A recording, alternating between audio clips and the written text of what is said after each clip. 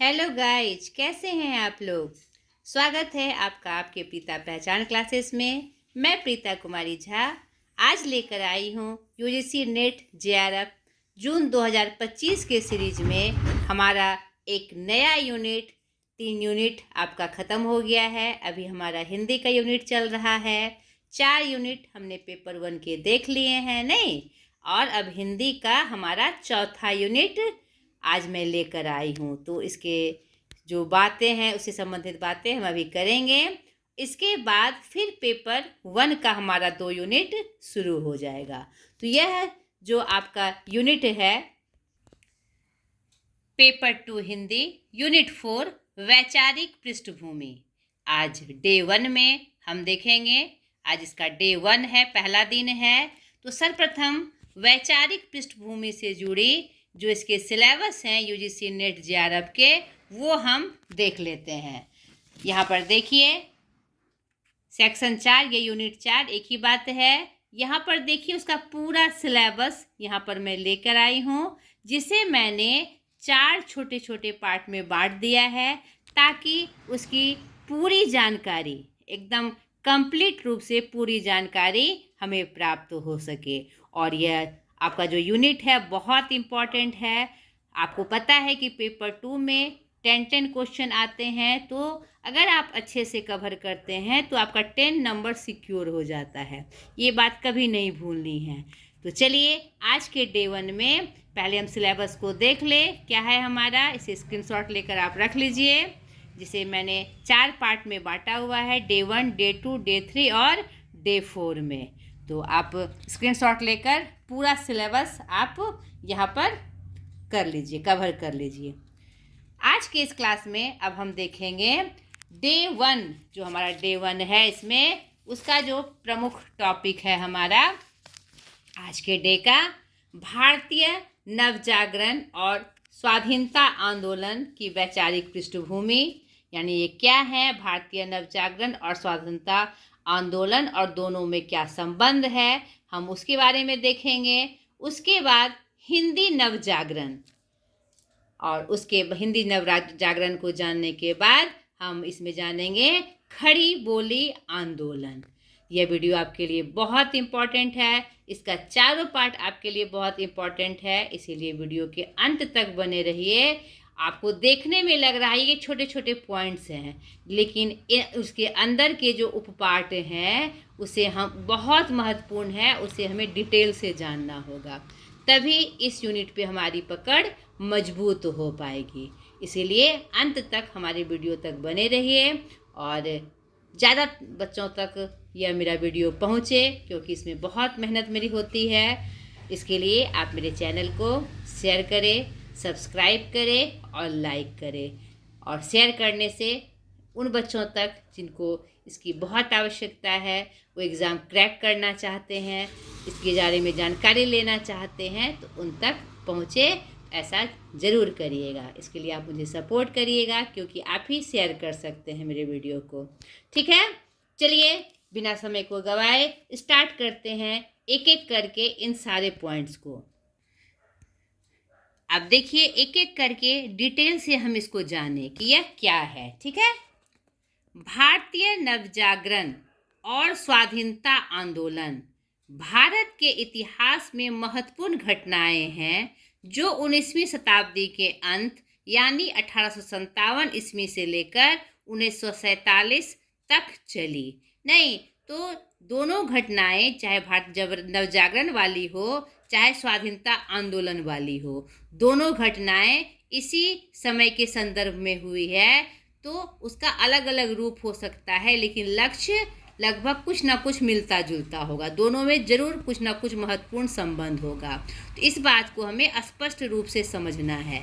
ठीक है, कि भारतीय नवजागरण क्या है और स्वतंत्रता आंदोलन क्या है। ठीक है, नवजागरण ने सामाजिक, धार्मिक और सांस्कृतिक सुधारों के लिए एक आधार तैयार किया, जबकि स्वाधीनता आंदोलन ने ब्रिटिश शासन के खिलाफ संघर्ष किया और अंततः भारत को स्वतंत्रता दिलाई। अब आप समझ गए होंगे कि नवजागरण, भारतीय नवजागरण जो हुआ, जो पुरानी रूढ़ियों से बंधा था, पुरानी परंपराओं और कुरीतियों से बंधा था, और समाज में, क्षेत्र में जो क्या कहते हैं, जो कुछ अज्ञानता थी, नहीं किसी चीज़, नई चीज़ के प्रति, और जो जिज्ञासा की कमी थी, इस नवजागरण ने उसमें एक क्रांति लाई। ठीक है। और स्वाधीनता आंदोलन ने, जो हम क्या कहते हैं, प्रतंत्रता की गुलामी, प्रतंत्र थे, गुलामी से बंधे हुए थे, उन्होंने हमें एक खुली हवा में सांस लेने का अवसर प्रदान किया, भारत को आज़ाद किया और हमें स्वतंत्रता प्रदान कराई। ठीक है, समझ गए आप। अब देखिए भारतीय नवजागरण, पहले हम देखें 19वीं शताब्दी में भारत में एक नई बौद्धिक चेतना और सांस्कृतिक जागृति हुई। उसे नवजागरण यानी भारतीय नवजागरण काल के रूप में जाना गया। ठीक है। यह जागृति विदेशी शासन, औपनिवेशिक नीतियाँ, पाश्चात्य शिक्षा और ज्ञान विज्ञान के प्रसार के कारण हुई। यानी इसका कारण क्या था? जो विदेशी शासन, जब हमारे अंदर राष्ट्रवाद का उदय हुआ, उसके कारण, और औपनिवेशिक नीतियाँ, जो उपनिवेश की नीतियाँ थी, उसको देखकर समझकर हमारे अंदर राष्ट्रवाद के प्रति और नव जागृति आई, अलग अलग रूपों में। राष्ट्रीय क्या कहते हैं, सामाजिक स्तर पर भी, सांस्कृतिक स्तर पर भी। पाश्चात्य शिक्षा ने भी इसमें महत्वपूर्ण भूमिका निभाई और बहुत सारे ज्ञान विज्ञान का प्रसार भी हुआ, क्योंकि जो भी यहाँ पर गुलाम बनाने हमें आए थे, चाहे वो ब्रिटिश शासन के रूप में हो, चाहे कोई इस्लामिक कंट्री हो, उन्होंने कुछ ना कुछ ऐसे सांस्कृतिक और ऐसे शिक्षा यहाँ पर फैलाई जिससे हमारे अंदर जागृति हुई, नहीं नव जागरण हुआ हमारे अंदर, और हमने इस क्षेत्र में क्या कहते हैं, विकास किया। ठीक है। अब इसकी मुख्य विशेषताएं देखिए भारतीय नव जागरण की। सामाजिक सुधार, इसमें क्या क्या हुआ ये बातें देखनी है। सामाजिक सुधार हुआ, क्या हुआ भाई? सती प्रथा, बाल विवाह, जाति व्यवस्था और विधवा पुनर्वास जैसे सामाजिक कुरीतियों एवं बुराइयों के खिलाफ आवाज़ उठाई गई। यानी इससे पहले हम इन परंपराओं के जकड़न में जकड़े हुए थे, इन कुरीतियों के जकड़न में जकड़े हुए थे। इससे हमें निजात मिली और हमें ये जागृति आई कि यह गलत है।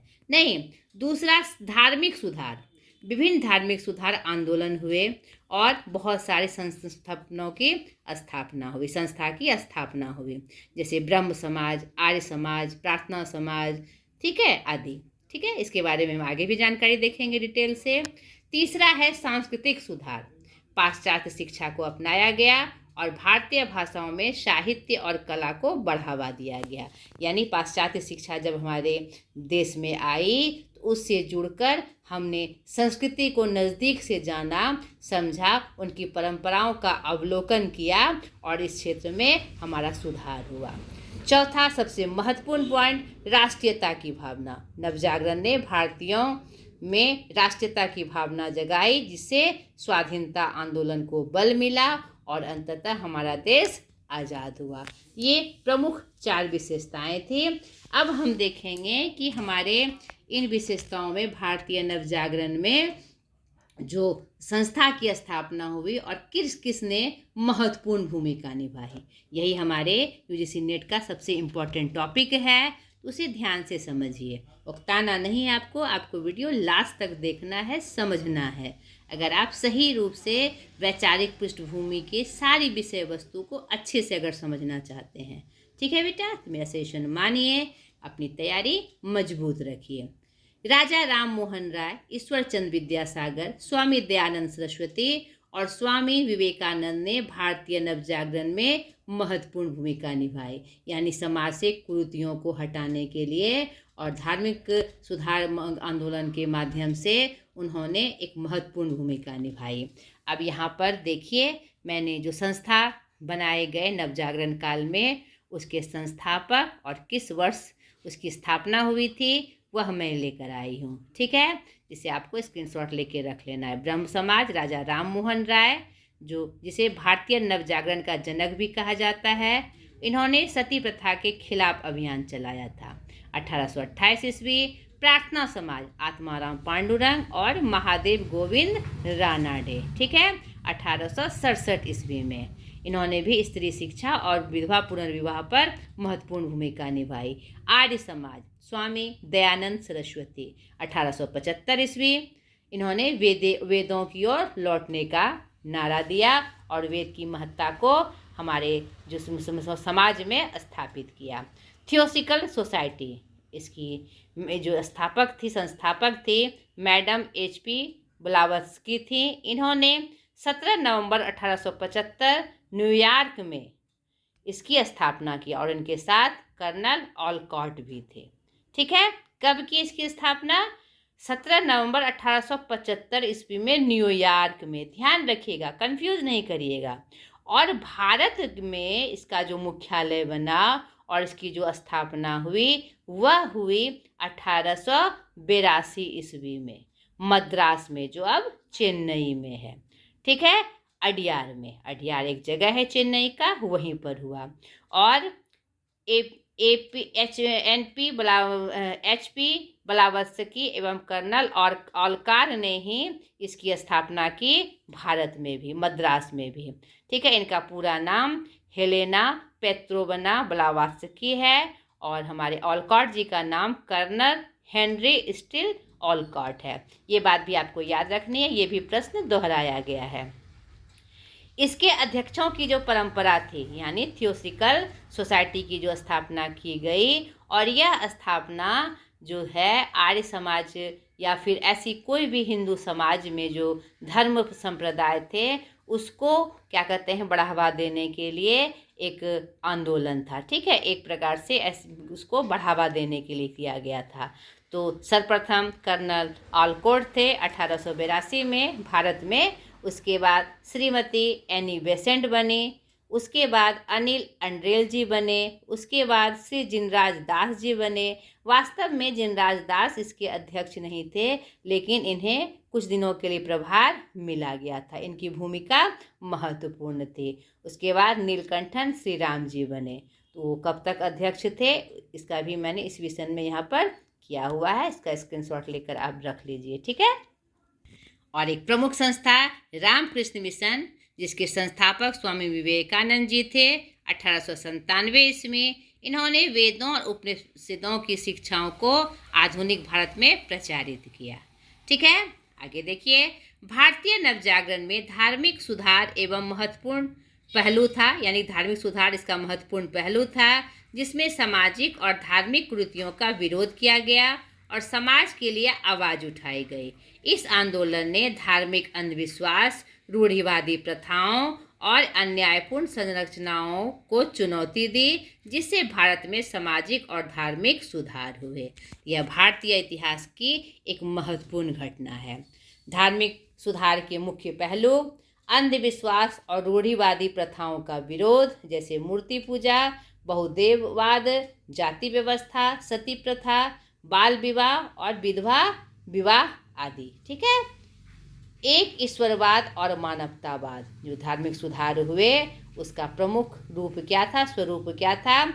एक ईश्वरवाद, मतलब एक ही भगवान है, और मानवतावाद, मानवता सबसे बड़ा गुण है।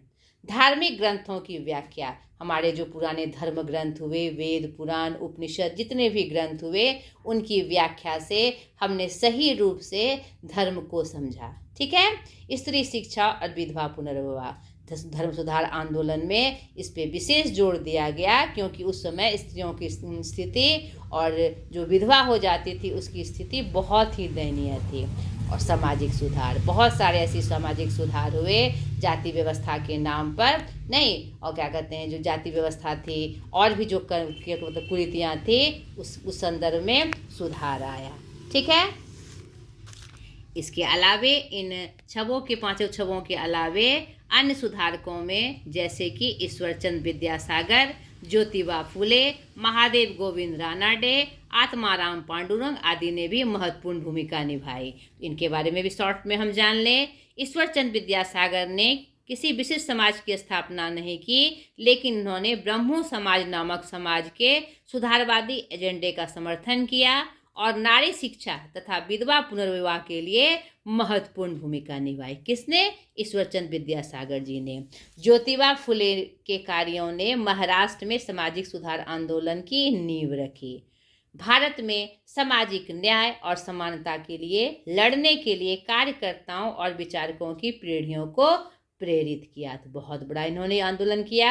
इन्होंने 1873 में सत्य शोधक समाज की स्थापना की और महिला शिक्षा एवं जाति विरोधी समाज में अग्रणी भूमिका निभाई। ठीक है। महादेव गोविंद रानाडे जो थे वो ब्रिटिश काल के भारतीय न्यायाधीश, लेखक एवं समाज सुधारक थे। इनका जन्म 18 जनवरी 1842 निफाड़, नासिक, महाराष्ट्र में हुआ और मृत्यु 16 जनवरी 1901 पुणे में। इन्होंने प्रार्थना समाज के शुरुआती संस्थापक थे। इन्होंने रूढ़िवादी हिंदू धर्म के रीति रिवाजों में सुधार किया। और कब हुआ ये, क्या कहते हैं, जो शुरुआत संस्थापक जो हुए प्रार्थना समाज 1867 ईस्वी में। विधवा विवाह संघ की स्थापना इन्होंने की जब वो किशोरावस्था में थे, 1861 ईस्वी में। ठीक है। प्रार्थना समाज की स्थापना 1867, कंफ्यूज नहीं करना है। और विधवा विवाह संघ की स्थापना 1861, जब वो किशोरावस्था में थे। ठीक है। जी भंडारकर के साथ मिलकर महाराष्ट्र गर्ल्स एजुकेशन सोसाइटी और हुजूपागा की स्थापना 1885 ईस्वी में। यह महाराष्ट्र में पहला गर्ल्स हाई स्कूल था। ठीक है। इन्हें यानी रानाडे को पश्चिम भारत के पुनर्जागरण का पिता कहा जाता है। ये बात आपको वीवीआई के रूप में याद रखनी है, वेरी वेरी इंपॉर्टेंट के रूप में। वे गोपाल कृष्ण गोखले और बाल गंगाधर तिलक के गुरु और राजनीतिक गुरु भी थे। कौन? रानाडे। किनके? गोपाल कृष्ण गोखले और बाल गंगाधर तिलक के। दोनों ने हमें राष्ट्रीय आंदोलन में महत्वपूर्ण भूमिका निभाई और सुधार में भी, सामाजिक सुधार में भी, और क्या कहते स्वतंत्रता दिलाने में भी दोनों की महत्वपूर्ण भूमिका है। अगले समाज सुधारक आत्माराम पांडुरंग, 1823 इनका जन्म, 1898 इनकी मृत्यु। ये डॉक्टर थे यानी चिकित्सक और समाज सुधारक थे। प्रार्थना समाज की स्थापना एवं बॉम्बे नेचुरल हृदय सोसाइटी के सह संस्थापक थे ये। ठीक है। जाति व्यवस्था, विधवा पुनर्विवाह, महिला शिक्षा और बाल विवाह आदि को खत्म करने का इन्होंने प्रयास किया। ठीक है। इनके अलावे इन्होंने और क्या किया? सेवा सदन, पारसी समाज सुधारक हे राम जम बाबरी ने अपने साथी दयाराम गिडुमल के साथ, यानी ये क्या है कि और कौन कौन सी संस्था धार्मिक सुधार के रूप में, सामाजिक सुधार के रूप में कार्य किया। ठीक है। उसके बारे में बताया जा रहा है। इसके अलावे यानी कि इन सब चीज़ों के अलावे जो संस्था थे और ये जो समाज सुधारक थे, इसके अलावे और किस किस का निर्माण हुआ और किसने अपनी महत्वपूर्ण भूमिका निभाई, उसकी चर्चा मैं आपको बता रही हूँ। ठीक है। इन्होंने 1908 में की और विधवा सेवा सदन की। ठीक है। जिसमें विधवा पुनर्विवाह एवं बाल विवाह के खिलाफ अपने पक्ष रखे। इन्हीं के प्रयासों का नतीजा था कि सहमति को उम्र कानून बना दिया, जिसने महिलाओं के लिए सहमति देने को अनिवार्य कर दिया। ठीक है। दूसरा, भारत धर्म महामंडल, स्थापना 1902 ईस्वी। इसमें सनातन धर्म सभा, धर्म महापरिषद और धर्म महामंडलीय संस्थाओं ने साथ आना तय किया। इसके प्रमुख कार्यों में हिंदू शैक्षणिक संस्थानों का संचालन शामिल था। पंडित मदन मोहन मालवीय इसके प्रमुख चेहरे थे। इसका उद्देश्य आर्य समाज, रामकृष्ण मिशन एवं थियोसॉफिकल सोसाइटी जैसे संगठनों के प्रभावों को रोकना था, क्योंकि यह अपने अपने तरीके से यहाँ पर क्या कहते अपनी सत्ता बनाए रहे थे। और जो सनातन धर्म था उसको मतलब कि पक्षपात नहीं कर रहे थे, लेकिन सनातन धर्म उससे दूर होता जा रहा था, जैसा कि इन्होंने क्या कहते मदन मोहन मालवीय जी का विचार था। ठीक है। अगला था श्री नारायण धर्म आंदोलन, शोषित और शोषक वर्ग से उत्पन्न टकराव से उत्पन्न एक क्षेत्रीय आंदोलन, केरल के एझावा समुदाय के बीच। ये बात भी आपको याद रखनी है। युवा बंगाल आंदोलन 1820 से 30 के दशक में बंगाल के युवाओं का एक उग्र विचारधारा। शुरुआत Anglo Indian Harry Vivian Derozio के द्वारा, जो कलकत्ता हिंदू कॉलेज में थे। इन्हें बंगाल में आधुनिक सभ्यता के प्रवर्तक के रूप में जाना जाता है। ठीक है। हेनरी विवियन डेरोजियो को इन्होंने इसकी शुरुआत की, किसकी? युवा बंगाल आंदोलन की। ठीक है। इसके अलावे स्वाभिमान आंदोलन राधा स्वामी नायकर के द्वारा, जो क्या कहते हैं, जो ब्राह्मण समाज था और या जो उच्च वर्गीय समाज था, जिसमें छोटे लोगों की जो स्वाभिमान को बचाने के लिए यह आंदोलन किया गया था। मंदिर प्रवेश आंदोलन टी.के. माधवन, मंदिर में जो अछूत लोगों का या छोटे लोगों का जो प्रवेश वर्जित था उसके विरोध में। बहावी आंदोलन, फराइजी आंदोलन, अहमदिया आंदोलन, ये सब आंदोलन इस्लाम आंदोलन था, जिसमें इन्होंने क्या कहते हैं, जो इसके प्रमुख सुधारक हुए, जिसमें क्या कहते हैं अहमदिया में, जिसमें गुलाम अहमद जी का नाम प्रमुखता से आता है। तो जो भी समाज सुधारक हुए, इन्होंने इस्लाम को फिर से स्थापित करने के लिए, सही रूप से स्थापित करने के लिए आंदोलन किए। ठीक है। भारतीय नवजागरण में पाश्चात्य शिक्षा, साहित्य और कला पर गहरा प्रभाव पड़ा। पाश्चात्य शिक्षा ने भारतीय समाज में आधुनिक विज्ञान और तर्कवाद की भावना को बढ़ावा दिया एवं पाश्चात्य साहित्य और कला ने भारतीय लेखकों और कलाकारों को नए विचारों और तकनीकों से परिचित कराया। यानी यह जो नवजागरण आया, उसकी जो मैंने विशेषताएं बताई आपको कि सामाजिक सुधार, धर्म सुधार आंदोलन और सांस्कृतिक चेतना के रूप में जो स्वरूप आया, अब हम उसका वर्णन देखेंगे। ठीक है। राष्ट्रीय आंदोलन की चर्चा तो आगे डिटेल से हम करेंगे ही, तो इसी पॉइंट पे अब हम बातें कर रहे हैं। पाश्चात्य शिक्षा का क्या प्रभाव पड़ा? आधुनिकता और तर्कवाद हमारे अंदर आया। हमने आधुनिक रूप से पूरे देश को वैश्विक स्तर पर जाना कि क्या है और आज हम कितने सभ्य हो सकते हैं, हम कैसे आगे बढ़ सकते हैं। सामाजिक सुधार हुए, हर क्षेत्र में जो कुप्रथाएं थी वो कम हुई। राजनीतिक चेतना आई, देश के प्रति हमारे अंदर राजनीतिक चेतना आई कि हमारी स्थिति क्या है। पाश्चात्य साहित्य और कला का प्रभाव, साहित्य के क्षेत्र में भी अभूतपूर्व परिवर्तन हुआ पाश्चात्य को देखकर। सांस्कृतिक आदान प्रदान, लोगों को क्या कहते हैं, पाश्चात्य लोगों के यहाँ आने से उनकी संस्कृति का भी आदान प्रदान हुआ, क्योंकि वहाँ के लोग यहाँ आकर रहते थे और अपनी क्या कहते हैं समयानुसार अपने संस्कृति का परिचय वो देते रहते थे, जिससे सांस्कृतिक आदान प्रदान हमारे भारत में हुआ। नए बौद्धिक वर्ग का उदय, उन्होंने भी हमारी संस्कृति को अपनाया जो जो अनुपम है, और हमने भी उनकी संस्कृति से बहुत कुछ नया सीखा।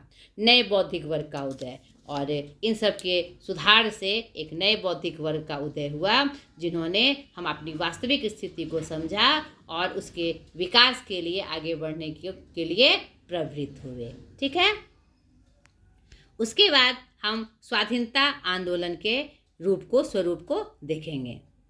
यानी पहला जो पॉइंट था नवजागरण, नहीं, भारतीय नवजागरण और स्वतंत्रता आंदोलन।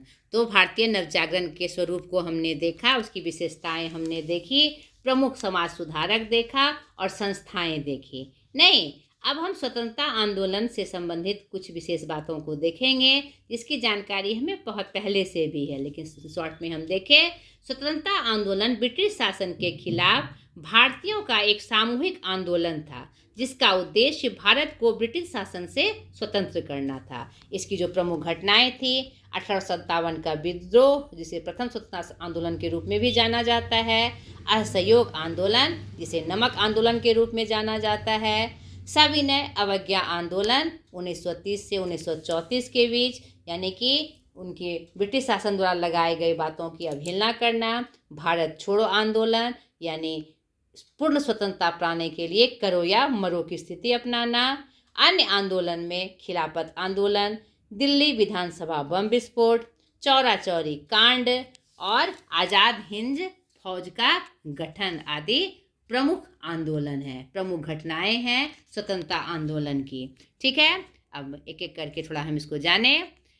यहाँ पर मैंने सन ईस्वी के साथ इसको बताया है, इसका भी स्क्रीनशॉट लेकर आप रख लीजिए और इसको स्मरण में रखिएगा। ठीक है। अब देखें एक एक करके। 1857 का विद्रोह शुरुआत 10 मई 1887 मेरठ में हुआ था।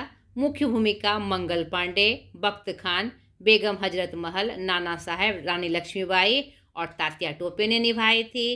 कारण था लॉर्ड डलहौजी की राज्य हड़प नीति और लॉर्ड वेलेजली की सहायक संधि और सैनिकों को चर्बी युक्त कारतूस का उपयोग करने पर बाध्य करना। ये हम जानते हैं कि इनफील्ड वहाँ पर कारतूस का प्रचार प्रसार उन्होंने कराया था धर्म के आधार पर, हिंदू और मुस्लिम दोनों को भड़काने के लिए। तो इनके कारण को याद रखना है। यह विद्रोह प्रथम स्वतंत्रता संग्राम, सिपाही विद्रोह एवं भारतीय विद्रोह के नाम से जाना जाता है। ठीक है, इसको आपको याद रखना है। मेरठ में इसकी शुरुआत हुई थी। मेरठ में ही कारतूस का विरोध किया गया था, वहीं से इसकी शुरुआत हुई थी। दूसरा, असहयोग आंदोलन। शुरुआत 1 अगस्त 1920। मुख्य भूमिका महात्मा गांधी। कारण, सरकार के साथ सहयोग न करके कार्यवाही में बाधा उपस्थित करना। इस आंदोलन के 2 चरण थे, 1921 से 1924 और 1930 से 1931, जो हमने सविनय अवज्ञा आंदोलन का भी स्वरूप इसी में हमने पाया था। ठीक है, सविनय अवज्ञा आंदोलन, यह आंदोलन भी गांधी जी के नेतृत्व में सरकार के नमक कानून का प्रत्यक्ष जवाब था। इसमें ब्रिटिश कानून की अवहेलना करते हुए बड़े पैमाने पर नमक का उत्पादन करना था। भारत छोड़ो आंदोलन 8 अगस्त 1942, इसकी शुरुआत हुई। मुख्य भूमिका महात्मा गांधी। कारण, भारत को जल्द से जल्द आज़ादी दिलाने के लिए करो या मरो का नारा गांधी जी ने दिया। यह आंदोलन अगस्त क्रांति के नाम से जाना जाता है। खिलाफत आंदोलन। शुरुआत 1919। मुख्य भूमिका शौकत अली, मोहम्मद अली और अबुल कलाम। कारण, ब्रिटिश सरकार पर तुर्की के खलीफा के अधिकार को संरक्षित करने के लिए दबाव डालना, क्योंकि यह जो इस्लामिक धर्म था सुन्नी, उसके मतलब प्रमुख रूप में, मतलब एक तरह से समझिए प्रमुख कार्यकर्ता के रूप में खलीफा के तुर्की के जो खलीफा थे उसे माना जाता था। इसीलिए समर्थन दिलाने के लिए यह आंदोलन कराया गया। ठीक है, दिल्ली विधानसभा बम विस्फोट।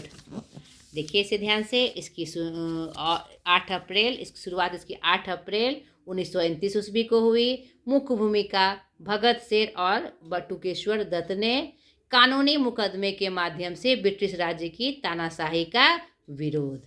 ठीक है, और यह इसमें उन्होंने कोई नुकसान नहीं किया था, खाली उस पर मतलब जो केंद्रीय विधानसभा था, जो अभी संसद के नाम से जाना जाता है, वहाँ पर बम विस्फोट करके एक तरह से सतर्क किया था। ठीक है, ब्रिटिश सरकार को। चौरा चौरी कांड। शुरुआत 4 फरवरी 1922।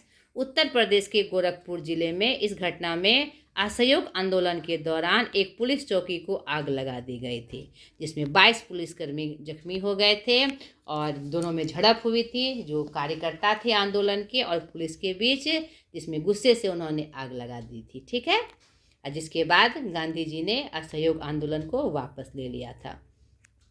आज़ाद हिंद फौज का गठन, यह 21 अक्टूबर 1943 को हुआ था। सिंगापुर में सुभाष चंद्र बोस द्वारा किया गया था, जो भारतीय स्वतंत्रता संग्राम के दौरान अंग्रेजी के खिलाफ लड़ने का एक सेना तैयार थी। और इसमें बहुत सारे विदेशी देशों ने भी ऐसा गठन किया था द्वितीय विश्व युद्ध के खिलाफ। ठीक है, तो यहाँ पर इंडिया के लिए जो गठन हुआ था आज़ाद हिंद फौज का, वह सुभाष चंद्र बोस जी के द्वारा हुआ था सिंगापुर में 21 अक्टूबर 1943 को। कंफ्यूज नहीं करना है, अलग अलग देशों ने अलग अलग डेट पर इस आज़ाद हिंद फौज का गठन किया था अपनी अपनी सेना के रूप में। ठीक है, तो हमने भारतीय नवजागरण और स्वतंत्रता आंदोलन से जुड़ी प्रमुख बातें देखी। अब इस वीडियो का दूसरा प्रमुख पॉइंट हिंदी नवजागरण की चर्चा हम देखेंगे। हिंदी नवजागरण क्या है, इसे समझने का प्रयास करिए। हिंदी नवजागरण, जिसे हिंदी रेनेसेंस या हिंदी रेनेसा भी कहा जाता है, याद रखना है आपको। 19वीं सदी में भारत में एक ऐसी सांस्कृतिक, सामाजिक और साहित्यिक जागृति थी जिसने हिंदी भाषा को, साहित्य को बढ़ावा दिया और भारत में राष्ट्रीयता की भावना को जागृत किया। हिंदी नवजागरण की सबसे प्रमुख विशेषता हिंदी प्रदेश की जनता में स्वतंत्र चेतना का जागृत होना है। यानी हिंदी के रूप में हिंदी प्रदेश में जो जागृति आई स्वतंत्रता के प्रति या हमारे सामाजिक सुधार के प्रति या राजनीतिक सुधार के प्रति, सांस्कृतिक सुधार के प्रति, वही हमारा हिंदी जागरण कहलाया, नवजागरण कहलाया। ठीक है, इसका पहला चरण स्वयं 1857 का विद्रोह था। दूसरा चरण भारतेंदु हरिश्चंद्र से शुरुआत और तीसरा चरण महावीर प्रसाद द्विवेदी से हुआ।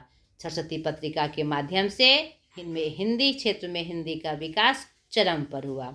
इस नए युग को नवरस जागरण नाम देने का श्रेय हिंदी में डॉक्टर रामविलास शर्मा को है लब्ध, क्योंकि इन्होंने ही इसे हिंदी नवजागरण का नाम दिया। लब्ध प्रतिष्ठ प्रगतिशील आलोचक डॉक्टर रामविलास शर्मा ने भारतेंदु हरिश्चंद्र और हिंदी नवजागरण की समस्याएं नामक अपने प्रसिद्ध ग्रंथ में, ये उनकी ग्रंथ थे भारतेंदु हरिश्चंद्र और हिंदी नवजागरण में, उन्होंने आधुनिक हिंदी साहित्य के जनक भारतेंदु हरिश्चंद्र के जीवन और साहित्य संबंधी जीवन तत्वों को ऐसे रूप में प्रस्तुत किया है कि आज की अनेक समस्याओं का भी समाधान मिल सके। वास्तव में भारतेंदु साहित्य संबंधी सभी पक्षों की प्रामाणिक जानकारी के लिए यह पुस्तक पर्याप्त है। और दूसरा यह जो उनका था प्रयास महावीर प्रसाद द्विवेदी और हिंदी नवजागरण 1977 में इस प्रकाशन हुआ नामक पुस्तक के द्वारा इन्होंने हिंदी यानी रामविलास शर्मा जी ने हिंदी नवजागरण की संकल्पना प्रस्तुत की। इससे पहले भारत में नवजागरण की चर्चा बंगाल नवजागरण के रूप में होती रहती थी, जहां राजा राम मोहन राय ने बंगाल में जो नवजागृति लाई, हिंदी नवजागरण का नाम उसी के साथ जुड़कर आता था। ठीक है, हिंदी नवजागरण का सूत्रपात भारतेंदु हरिश्चंद्र से हुआ और इसकी शुरुआत इनके एक कथन से मानी जाती है कि सन 1873 में हिंदी नए चाल में ढली। इससे जुड़ी अब सारी बातें हम यहाँ पर एक एक करके देखेंगे। उकताना नहीं है, आपको एक एक चीज़ को, तथ्य को समझते जाना है। वीडियो थोड़ा बड़ा हो गया लेकिन आपको हड़बड़ाना नहीं है। ठीक है, हिंदी नवजागरण का प्रेरक तत्व अंग्रेजों का भारत आगमन, यानी कहाँ से प्रेरणा मिली, ये नवजागृति विशेष रूप में कैसे आई, अंग्रेजों का भारत आगमन, पाश्चात्य विद्वानों का अनुवाद कार्य, सुधारवादी आंदोलन जो हुए, जो हमने पीछे देखा, और महावीर प्रसाद द्विवेदी और सरस्वती पत्रिका जो महत्वपूर्ण भूमिका हिंदी नवजागरण में निभाई है। किसने?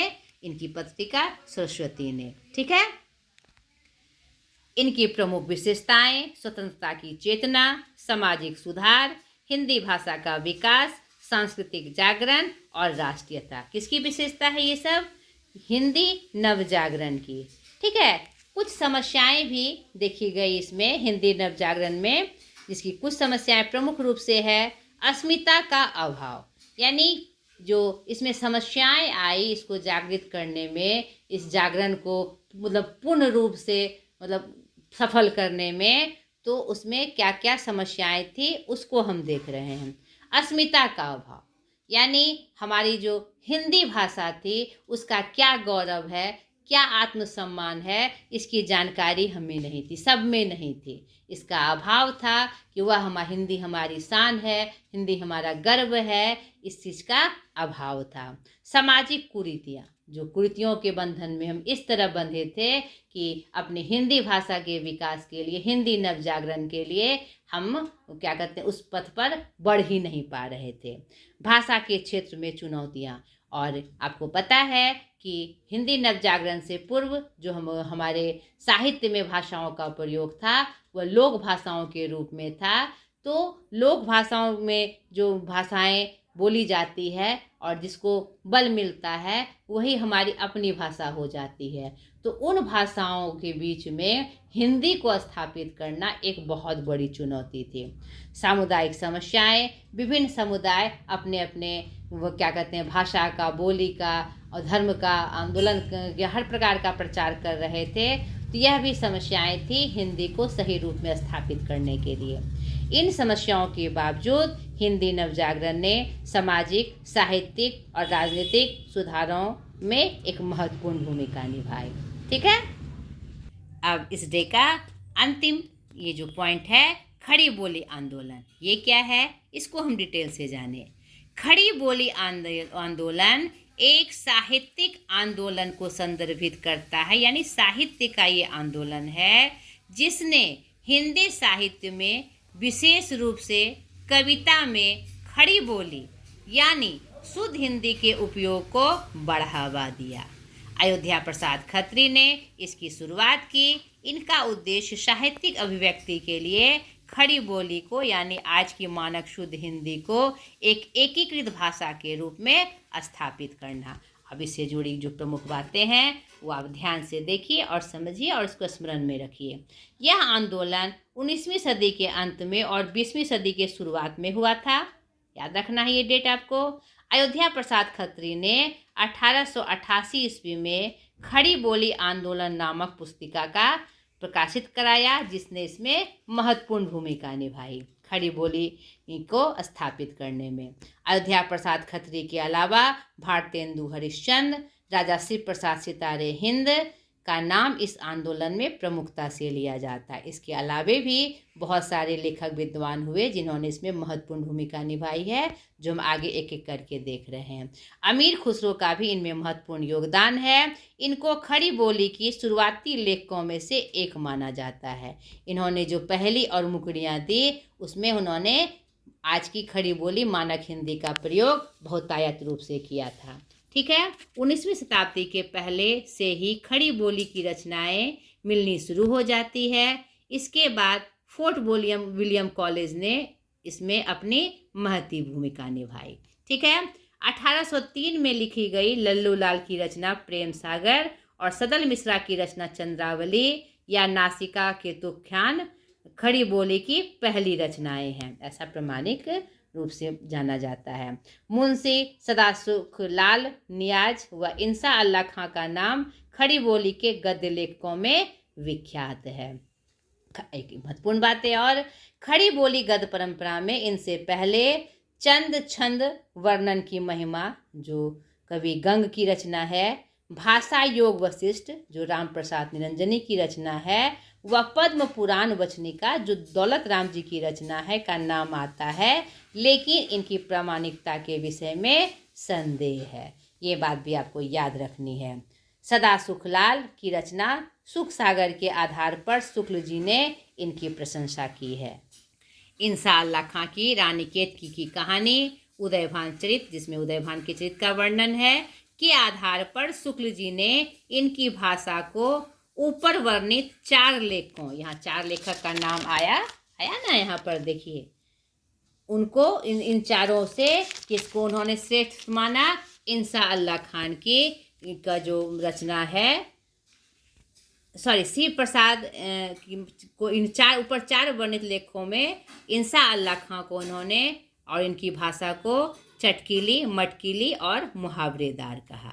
ठीक है, राजा शिव प्रसाद सितारे हिंद ने हिंदी व नागरी के पक्ष में अविस्मरणीय भूमिका निभाई। ठीक है, किसका किसका महत्वपूर्ण रोल है खड़ी बोली को स्थापित करने में, तो उसको ध्यान रखना है। राजा लक्ष्मण सिंह ने अभिज्ञान शकुंतलम का 1862 ईस्वी में विशुद्ध हिंदी में अनुवाद किया और हिंदी की सत्ता को स्थापित किया। पंजाब में नवीन चंद्र राय ने हिंदी में ब्रह्म समाज का एवं दयानंद सरस्वती ने आर्य समाज के माध्यम से हिंदी का प्रचार प्रसार किया। 1881 ईस्वी में बिहार में हिंदी प्रचार को आज्ञा मिली। 1893 ईस्वी में नागरी प्रचारणी सभा की स्थापना की गई, जिसने देवनागरी यानी हिंदी की लिपि और भाषा को महत्वपूर्ण स्थान तक पहुंचाने में भूमिका निभाई। मदन मोहन मालवीय जी ने नागरी लिपि के पक्ष में अंग्रेजी में पुस्तक लिखी, क्योंकि उस समय अंग्रेजी का प्रचार प्रसार था और जिसने हिंदी की महत्ता को और नागरी लिपि को जाना। ठीक है, बड़े विस्तार रूप से जाना। साहित्य की भाषा के रूप में खड़ी बोली का विस्तार देखिए अब कैसे कैसे हुआ। साहित्य में 1900 में नागरी लिपि को अदालतों में प्रवेश मिला। भारतेंदु युग में खड़ी बोली गद्य की विपुल मात्रा में सर्जना हुई। उन्होंने बहुत सारी रचनाएं और बहुत सारे लिखे। हिंदी विधा के जितने भी स्वरूप थे अलग अलग रूपों में उन्होंने लिखा, उपन्यास लिखा, कहानी लिखी, नाटक लिखे शुद्ध हिंदी में खड़ी बोली के रूप में। 1900 ईस्वी में सरस्वती पत्रिका का आरंभ हुआ, जिसमें महावीर प्रसाद द्विवेदी ने खड़ी बोली को मानक रूप दिया तथा पद्य की भाषा यानी कविता की भाषा के रूप में भी खड़ी बोली को प्रतिष्ठा प्राप्त हुई, यानी एक कि शुद्ध हिंदी में कविताएं लिखी जाने लगी। ठीक है।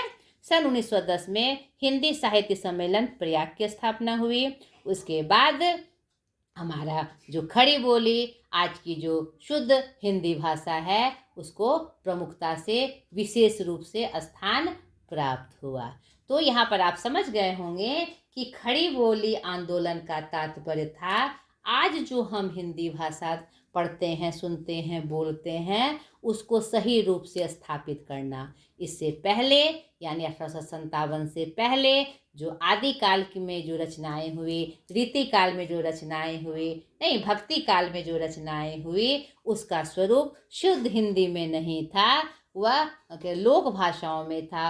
अवधी, ब्रज भाषा, पंजाबी मिश्रित भाषा या कोई भी लोक भाषाओं में था। तो यहाँ से भारतेंदु हरिश्चंद्र के माध्यम से नवजागरण काल से हिंदी आज के मानक रूप में प्रतिष्ठित हुई। ठीक है, क्लियर हो गया। और कुछ और भी जो घटनाएं थी, उन्होंने भी क्या कहते हैं, हिंदी को शुद्ध रूप में स्थापित करने में महत्वपूर्ण भूमिका निभाई। अंग्रेजों द्वारा चलाए गए कुछ एक्ट थे, इन्होंने भी खड़ी बोली आंदोलन को बढ़ावा दिया। जैसे 1813 का एक्ट, जिसमें संस्कृत भाषा और फारसी भाषा को मतलब प्रचार प्रसार करने के लिए यह एक्ट बनाया गया था, जिसके लिए बहुत सारे विद्वान को स्थापित किया गया था। नहीं तो यहाँ पर संस्कृत और फारसी भाषा के विस्तार में भारतीयों ने भाषा के महत्व को समझा और उन्हें लगा कि अगर इनका प्रचार प्रसार ही होगा तो हमारी हिंदी भाषा दब जाएगी, और उनमें जागृति आई और हिंदी के शुद्ध मानक रूप को बल मिला। 1835 में मैकाले ने अंग्रेजी भाषा के प्रचार प्रसार के लिए एक्ट बनाया, जोड़ दिया।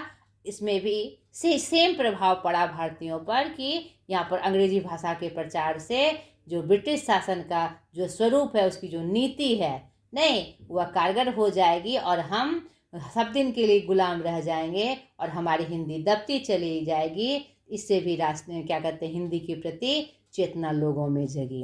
1836 में एक इश्तिहारनामा आया, जिसमें हिंदी को अदालती भाषा के रूप में प्रयोग करने की मतलब की स्वीकृति मिली। इसने भी हिंदी को एक नया स्थान देने में महत्वपूर्ण भूमिका निभाई। इन सब बातों से अंग्रेजों द्वारा जो पक्षपात किया जा रहा था हिंदी भाषा के प्रति, देश में जागरूकता आई और अंग्रेजों को भी भारत में हिंदी के महत्व को जागृत करने के लिए जोर देना पड़ा। और बिना हिंदी के उन्हें लगा कि इस देश में शासन करना या सही रूप से समाज को चलाना मतलब सही रूप से नहीं हो पाएगा। उन्होंने हिंदी को क्या बढ़ावा दिया, हिंदी को आगे बढ़ाया और बहुत सारे जो ग्रंथ थे उसको हिंदी में अनुवाद कराया, और इससे क्या हुआ, हिंदी को एक प्रमुख स्थान प्राप्त हुआ। ठीक है, तो यहाँ पर खड़ी बोली से संबंधित सारी बातें भी हमने जानी। तो ये वीडियो थोड़ा लंबा हो गया, लेकिन बहुत महत्वपूर्ण थी। एक एक चीज़ बताना बहुत आवश्यक था। तो आज तक के लिए इतना ही। अगले वीडियो में इसका डे 2 लेकर मैं हाजिर हो जाऊंगी। एक एक करके आप सारे पॉइंट्स को आपको बताते चलूँगी जो आपके लिए सहायक हो। आज तक के लिए इतना ही। बाय। ढेर सारी शुभकामनाओं के साथ।